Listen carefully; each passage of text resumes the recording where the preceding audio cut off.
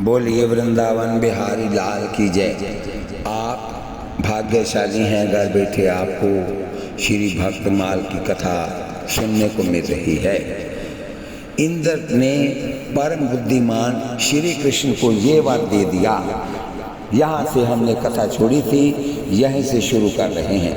Khandava one दाह के समय ही जब मैदानों ने बचने का कोई उपाय नहीं देखा तो उसने अर्जुन की शरण ली। अर्जुन ने उसे अभय प्रदान कर दिया।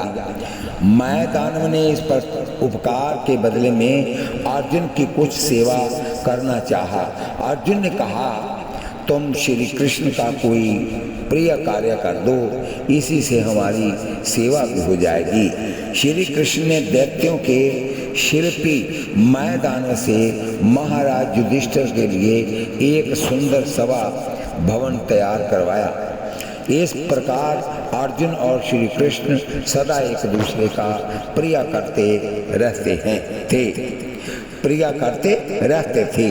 कहाँ तक कहा जाए, जिस समय अर्जुन सुभद्रा के सौंदर्य पर आकृष्ट होकर उन्हें प्राप्त करने की युक्तियां सोच रहे थे, श्री कृष्ण को जब इस बात का पता चला तो वह अर्जुन का प्रिय करने के लिए उनके बिना पूछे ही सुभद्रा को हार कर ले जाने की युक्ति बता देते हैं।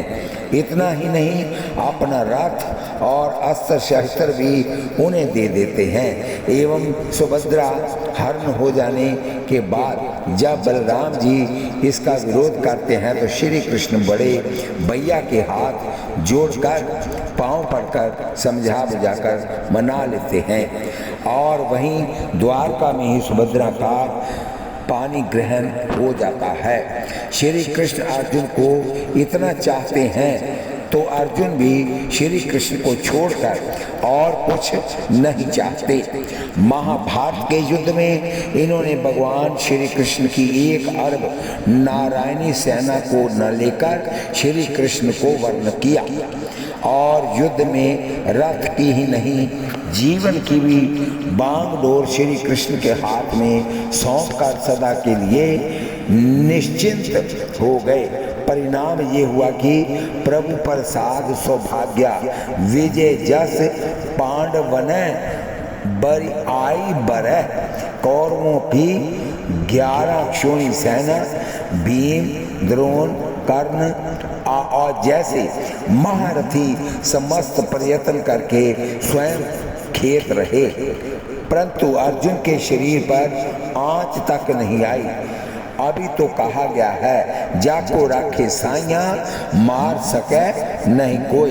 भगवान श्री कृष्ण ने परम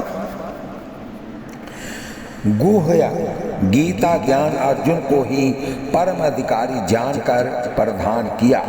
इन समस्त प्रसंगों से श्री कृष्ण और अर्जुन की भिन्नता, आत्मीयता एवं अन्यायानुराग का दर्शन होता है।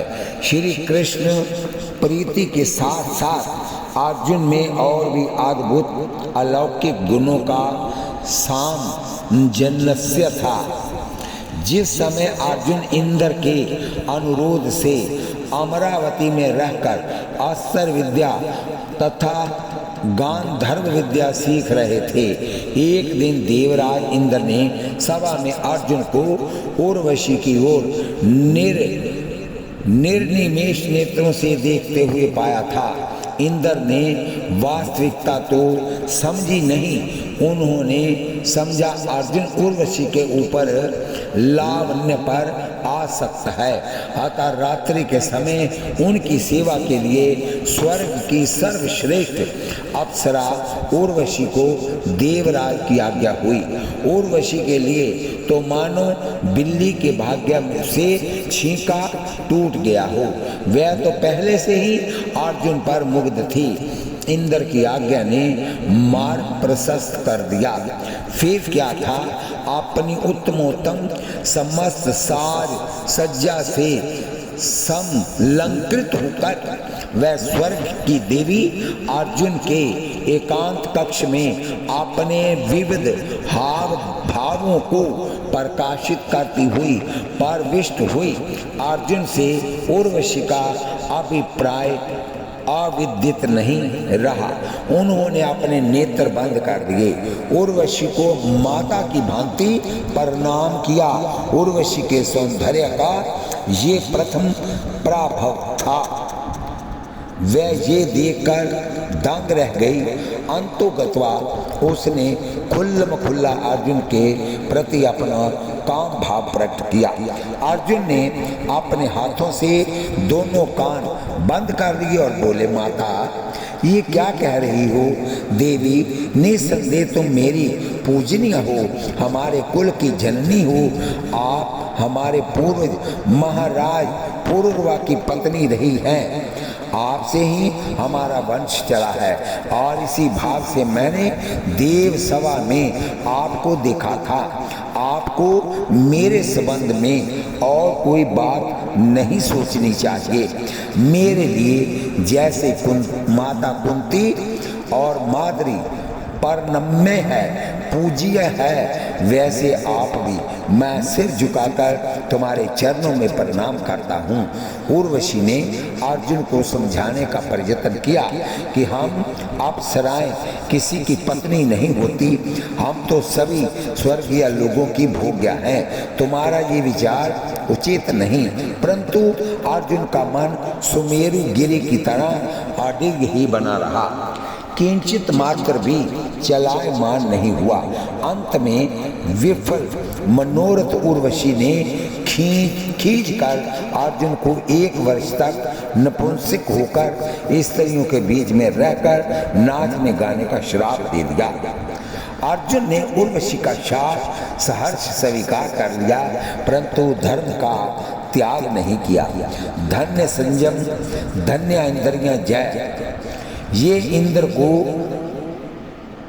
ये बात मालूम हुई तो उन्होंने हर्ष में भरकर कहा, बेटा तुम्हारे जैसा पुत्र पाकर तुम्हारी माता धन्य हुई। तुमने अपने धैर्य से ऋषियों को भी जीत लिया।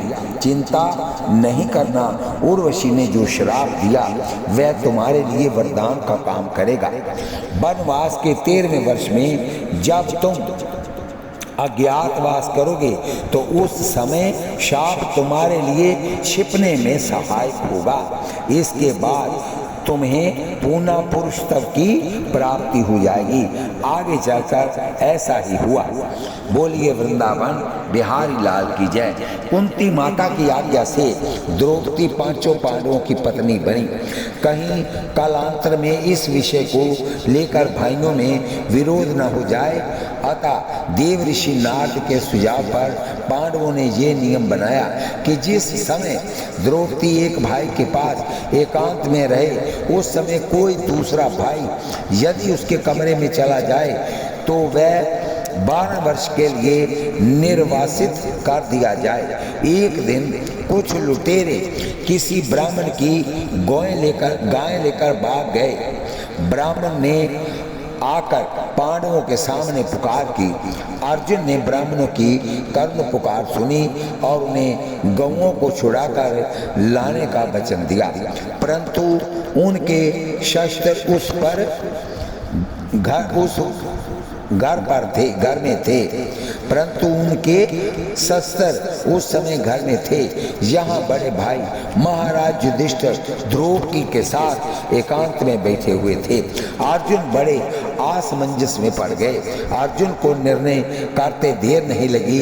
उन्होंने निश्चय किया, नियम भंग के कारण मुझे कितना भी कठिन प्रायश्चित क्यों न करना पड़े, चाहे प्राण ही क्यों न चले जाएं, ब्राह्मण के गोधन की रक्षा करके अपराधियों को दंड देना मेरा धर्म है और वह मेरे जीवन की रक्षा से भी अधिक महत्वपूर्ण है।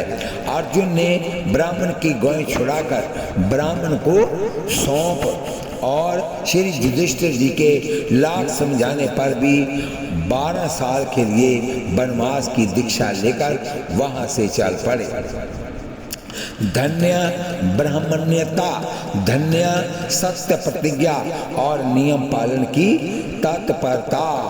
एक बार महर्षि गाल्व जब प्रातःकाल सूर्य को अर्घ्य प्रदान कर रहे थे तो उनकी अंजलि में आकाश मार्ग से जाते हुए चित्रसेन गंधर्व की थूकी हुई पीक पड़ी। मुनि रुक गए। फिर उन्होंने जाकर भगवान श्री कृष्ण से फरियाद की। ब्राह्मण देव प्रभु ने प्रतिज्ञा कर ली 24 घंटों के अंदर चित्रसेन को मार डालने की। संयोग से उसी समय कौतुकी श्री नारद जी आ पहुँचे और स्वागत सत्कार उपरांत जब नारद जी को श्री कृष्ण की प्रतिज्ञा की जानकारी हुई तो वे मन ही मन बड़े प्रसन्न हुए, इसलिए कि उन्हें अब कुछ कौतुक की सामग्री मिल गई। चल पड़े, प्रभु को प्रणाम कर और झट पहुँचे चित्रसेन के पास। मुनि को उदासीन सा देखकर जब चित्रसेन ने कारण पूछा तो मुनि ने श्री कृष्ण की प्रतिज्ञा सुनाते हुए गंधर्वराज को चेतावनी दी कि अपना कल्याण चाहते हो तो कुछ दान पुण्य कर लो, आप थोड़ी देर के मेहमान हो। बस केवल 24 घंटे के बेचारे चित्रसेन का होश उड़ गया। इंद्र पुत्र जयंत की सी दशा हो गई। सभी लोगों में लोकपालों के पास गया, परंतु काहू बैठन कहा न वही, भला भगवान से कौन शत्रुता मोल ले। अंतोगतवा चित्रसेन ने श्री नारद जी की ही शरण ली। जयंत का कल्याण भी श्री नारद जी के उपदेश से ही हुआ था। फिर तो लागी दया कोमल चित्त संता, इन्होंने चित्रसेन की को उपाय बताया। अर्धरात्रि को जमुना तट पर जाकर क्रंदन करना। एक स्त्री तुम्हारे पास आकर तुम्हारे दुख का कारण पूछेगी, परंतु जब तक वह दुख निवारण की प्रतिज्ञा न कर ले तब तक तुम अपने कष्ट का कारण नहीं बताना। देव ऋषि चित्रसेन को सांत्वना देकर पहुंच गए।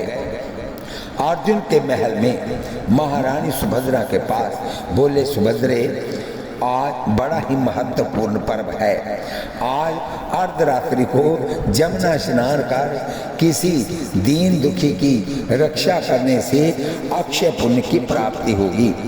मृषा न होई देव ऋषि वाणी। सुभद्रा ने निश्चित समय पर जमुना स्नान कर किसी के कर्ण स्वर में रोने की आवाज सुनकर उसके समीप जाकर दुख का कारण जानने की चेष्टा की, परंतु पक्के गुरु का चेला चित्रसेन बड़ा यूं ही कब कहने लगा।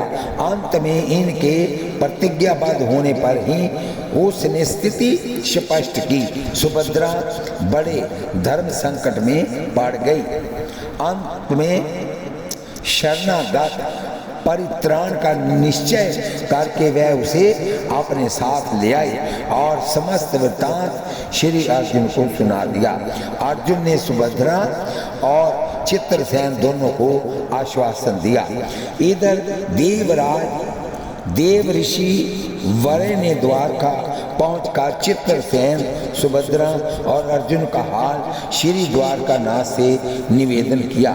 श्री कृष्ण ने नारद के मध्य से अर्जुन को समझाने का प्रयत्न किया, परंतु सब शरणागत वत्सल अर्जुन ने अपना निश्चय सुना दिया।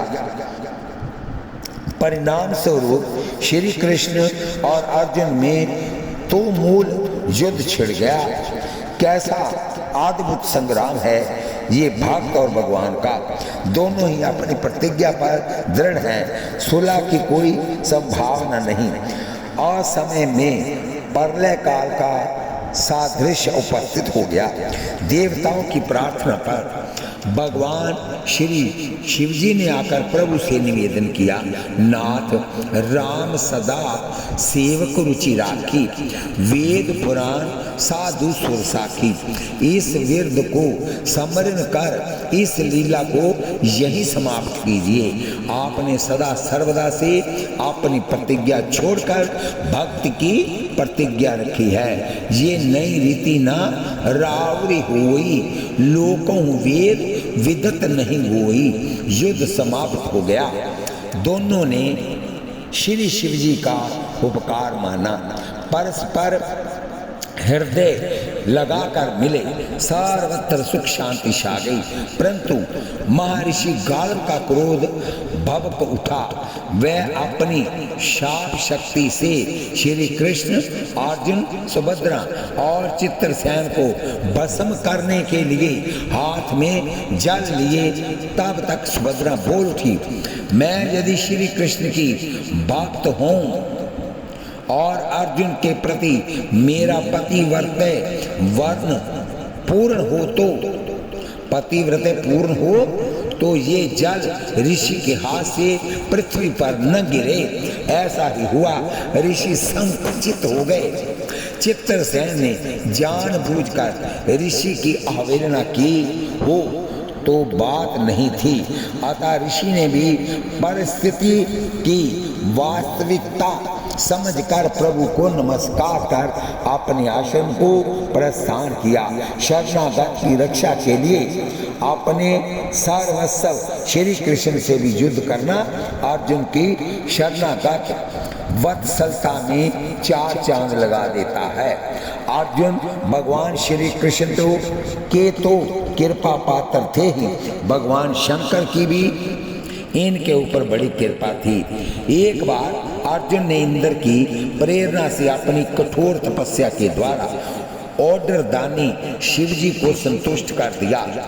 वह आशुतोष भगवान इनके ऊपर कृपा करने के लिए एक भील के रूप में इनके सामने प्रकट हुए। एक जंगली सूअर को लेकर मैंने मारा, ये कहते हुए दोनों में विवाद खड़ा हो गया और फिर दोनों में भीषण युद्ध हुआ। अर्जुन ने अपनी अस्त्र कौशल से भी शिवजी को संतुष्ट कर दिया। तब भगवान शंकर ने देवी पार्वती के साथ अर्जुन को दर्शन दिया। परम दिव्या पाशुपता स्तर की शिक्षा के साथ साथ वेद तत्व का भी उपदेश किया। इतना ही नहीं, महाभारत के युद्ध में अर्जुन के आगे आगे श्री शिवजी त्रिशूल धारण कर शत्रु का संहार करते चलते थे। ये अर्जुन ने अपनी आंखों से देखा था। बोलिए शंकर भगवान की जय। एक बार भगवान शिवजी के श्री मुख से भक्तों की महिमा सुनकर भगवती पार्वती जी ने भागवत दर्शन की अभिलाषा प्रकट किया। आशुतोष भोलानाथ अपनी प्राण प्रिया को साथ लेकर श्री कृष्ण सखा अर्जुन के महल के द्वार पर जाकर द्वारपाल से अर्जुन का पता पूछे। ये जानकर कि वह अभी शयन कर रहे हैं। इधर पार्वती जी दर्शन के लिए अधीर हो रही है। श्री शिवजी ने अर्जुन को जगाने के लिए भगवान श्री कृष्ण का स्मरण किया। भक्तवांछा कल्पतरु भगवान तत्काल ही मित्र उद्धव, देवी रुक्मिणी और सत्यभामा के साथ उपस्थित हुए और श्री शिव जी के कहने पर शयन कक्ष में जाकर देखा कि अर्जुन सो रहे हैं। सिरहाने बैठी सुभद्रा जी पंखा जल रही है। श्री कृष्ण को देखते ही सुभद्रा उठ खड़ी हुई। उनकी जगह पर सत्यभामा जी विराजमान होकर पंखा जलने लगी। उद्धव जी भी एक पंखा लेकर डुलाने लगे। तब तक एकाएक चकित होकर उद्धव सत्यभामा की ओर और सत्यभामा उद्धव की ओर देखने लगी। सर्वांतर्यामी श्री कृष्ण ने जब आश्चर्य का हेतु पूछा तब उद्धव ने कहा, हे प्रभु, अर्जुन के रोम रोम से श्री कृष्ण श्री कृष्ण श्री कृष्ण की ध्वनि निकल रही है। अर्जुन के बालों से श्री कृष्ण की ध्वनि, अर्जुन के पैरों से श्री कृष्ण की ध्वनि, हाथों से रोम रोम से श्री कृष्ण श्री कृष्ण श्री कृष्ण, आंखों से, पेट से, पैरों की उंगलियों से, पैरों से और पूरा शरीर श्री कृष्ण की ध्वनि कर रहा है। श्री रुक्मिणी जी ने कहा, नाथ, पैरों से भी वही आवाज आ रही है। जब समीप जाकर भगवान ने सुना तो यही अनुभव किया कि सचमुच अर्जुन के प्रत्येक रोम तारों से श्री कृष्ण नाम की झनकार निकल रही है। तब तो भाव वशे भगवान उन्हें जगाना भूलकर स्वयं भी उनके चरण दबाने लगे। बोलिए वृंदावन बिहारी लाल की जय। पर प्रभु के परम सुकोमल श्री कर कमलों का संस्पर्श होते ही अर्जुन की निंद्रा और भी प्रगाढ़ हो गई। बहुत देर तक प्रतीक्षा करने के बाद श्री शिवजी ने ब्रह्मा को बुलाकर अर्जुन को जुगाने के लिए भेजा, किंतु अंतापुर में पहुंचने पर ब्रह्मा जी भी अर्जुन के रोम रोम से कृष्ण कृष्ण की ध्वनि सुनकर और स्वयं भगवान को अपने भक्त के पांव पलटते देखकर अपने प्रेमा वेश को ना रोक सके। अपने चारों मुखों से वेद स्तुति करने लगे। विलंब देकर शिवजी ने नारद जी को भेजा, परंतु नारद भी जगाना भूलकर श्री कृष्ण कीर्तन में तल्लीन हो गए। कीर्तन की ध्वनि सुनकर शिव जी अब अपने को नहीं संभाल सके। वह भी पार्वती जी के साथ तुरंत ही अंतापुर पहुंचकर वहां का विचित्र दृश्य देखकर प्रेम में विह्वल होकर तांडव नृत्य करने लगे। साथ ही पार्वती भी सोमसुद वाणी से हरि गुण गान करने लगी। इस प्रकार वह संपूर्ण समाज प्रेम समुद्र में डूब गया। पार्वती जी महाभागवत का दर्शन कर कृतार्थ हुई। बोलिए वृंदावन बिहारी लाल की जय। बोलिए लाडली लाल की जय। आप कथा सुनिए नकुल और सहदेव की। भगवान वेद व्यास जी लिखते हैं कि युधिष्ठिर, भीमसेन, अर्जुन, नकुल, सहदेव और द्रौपदी ये 6 व्यक्ति एक ही हृदय रखते थे। इनका दिल एक ही था। जथा ये कथन साक्षात नर ऋषि के अवतार श्री अर्जुन का श्री वासुदेव जी से वार्ता के प्रसंग में मौसल पर्व में आया है। इसका तात्पर्य ये हुआ कि 5 पांडव समान रूप शील गुण शौर्य पराक्रम भक्ति भावना वाले थे। पूर्व जैसा श्री युधिष्ठिर भीम और अर्जुन के कतिपय गुणों के उल्लेख के साथ साथ इन लोगों की श्री कृष्ण प्रीति का वर्णन आया है। वैसा ही श्री नकुल और सहदेव का भी समझना चाहिए, क्योंकि ये सब देवताओं के अंश हैं। श्री युधिष्ठिर जी के तभी तो इन सब का हृदय एक ही है, नहीं तो हर के माँ 60 पुत्रों को जन्म देती है, लेकिन हृदय सबका एक जैसा नहीं होता। इन 6 लोगों का हृदय एक ही था। श्री युधिष्ठिर जी के राजसूया यज्ञ के अवसर पर धर्मराज की इस जिज्ञासा पर कि सर्वप्रथम किसकी पूजा होनी चाहिए, श्री भीम जी के इस निर्णय का कि भगवान श्री कृष्ण ही अग्र पूजा के योग्य है समर्थन करते हुए श्री सहदेव जी ने भीष्म जी की आज्ञा से वृषणी कुल भूषण भगवान श्री कृष्ण को विधि पूर्वक उत्तम आर्द्या पाद्य आदि निवेदन किया। बोलिए वृंदावन बिहारी लाल की जय। श्री कृष्ण गोविंद हरे मुरारे हे नाथ नारायण वासुदेव। श्रीमद् भागवत महापुराण के अनुसार तो सभासद लोगों के इस विषय पर विचार विमर्श करने पर कि सदस्यों में पहले किसकी अग्र पूजा होनी चाहिए, जितनी मति उतने मत। ऐसी स्थिति में श्री सहदेव जी ने कहा है, यदुवंश शिरोमणि भक्तवत्सल भगवान श्री कृष्ण ही सदस्यों में सर्वश्रेष्ठ और अग्र पूजा के पात्र हैं, क्योंकि यही समस्त देवताओं के रूप में है। ये सारा विश्व समस्त यज्ञ अग्नि आहुति मंत्र आदि सभी श्री कृष्ण सब रूप ही हैं। सभासदों में कहाँ तक वर्णन करूं। भगवान श्री कृष्ण वह एक रस अद्वितीय ब्रह्मा है, जिसमें सजातिया विजातिया और सवगत वेद नाम मात्र भी नहीं है। इसलिए सबसे महान भगवान श्री कृष्ण जी की ही अग्र पूजा होनी चाहिए। इनकी पूजा होने से समस्त प्राणियों की तथा अपनी भी पूजा हो जाती है, क्योंकि भगवान कृष्ण सबके हृदय में वास करते हैं। तेरी सुई गवाची घर में तो ढूंढती फिरे बाजारों में, भगवान तो तेरे अंदर बैठे हैं। मंदिर इसलिए बनाए जाते हैं कि घर में शोर गुल होता रहता है और घंटा 2 घंटे 8 घंटे के लिए मंदिर में जाकर प्रभु का सिमरन किया जाए, क्योंकि आपको वहां कर कोई परेशान नहीं करेगा। उस समय धर्मराज युधिष्ठिर की यज्ञ सभा में जितने सप्त पुरुष उपस्थित थे, सबने एक स्वर से बहुत ठीक है, बहुत ठीक है कहकर सहदेव जी की बात का समर्थ किया। तब श्री युधिष्ठिर जी ने प्रेमोद्रेक से विह्वल होकर भगवान श्री कृष्ण की पूजा की। ऐसे तत्व निर्णायक थे श्री सहदेव जी।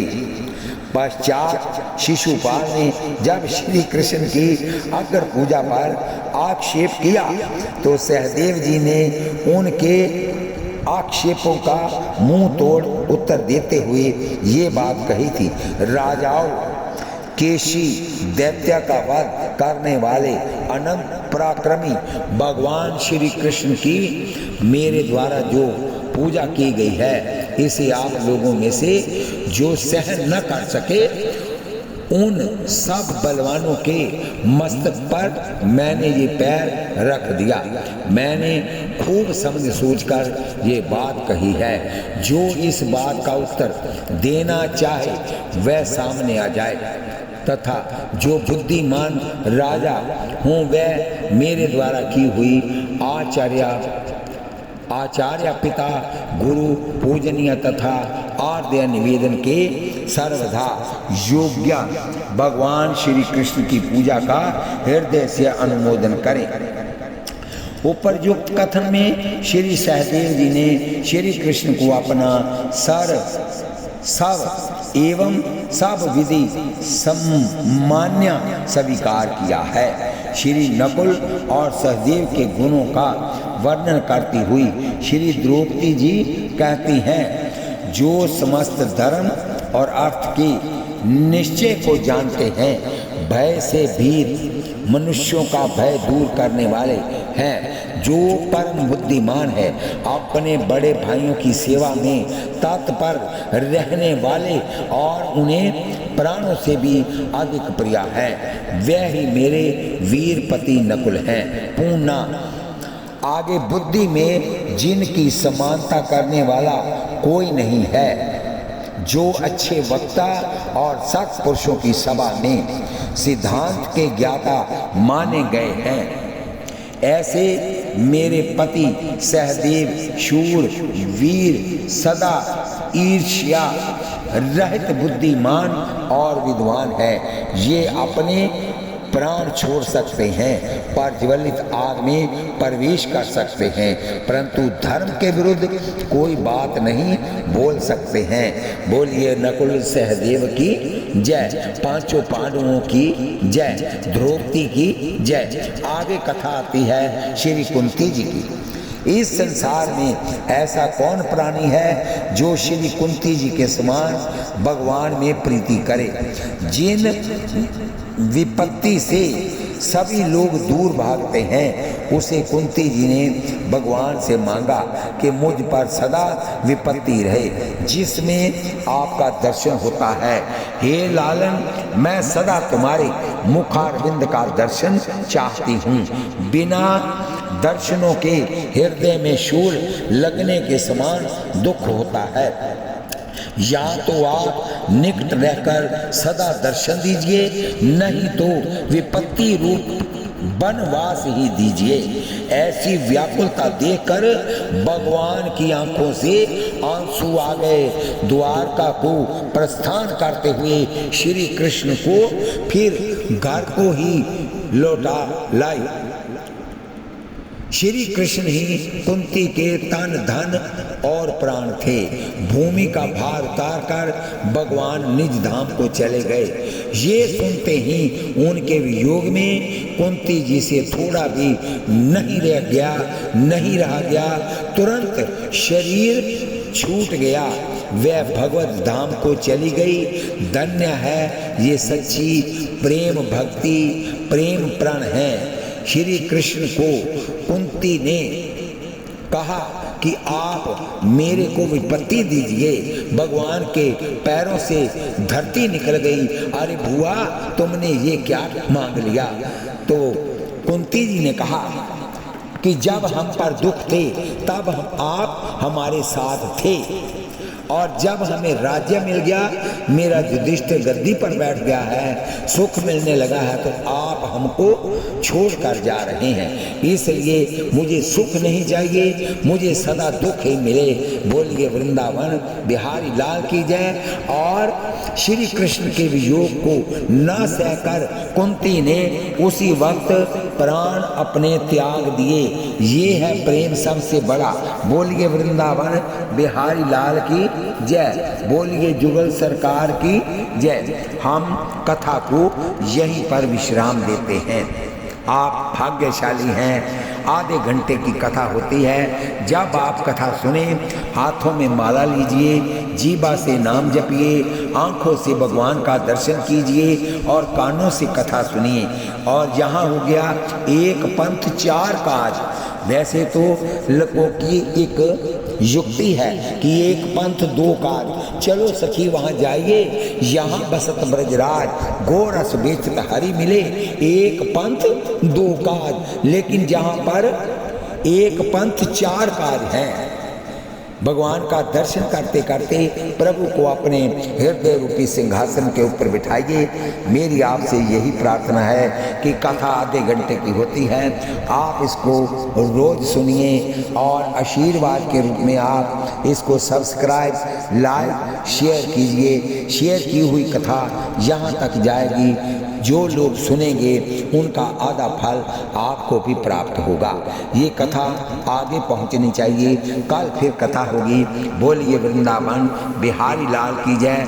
बोलिए जुगल सरकार की जय। श्री कृष्ण गोविंद हरे मुरारे, हे नाथ नारायण वासुदेव। श्री कृष्ण गोविंद हरे मुरारे, हे नाथ नारायण वासुदेव। बोलिए वृंदावन बिहारी लाल की जय। बोलिए जुगल सरकार की जय। बोलिए कुंती माता की जय।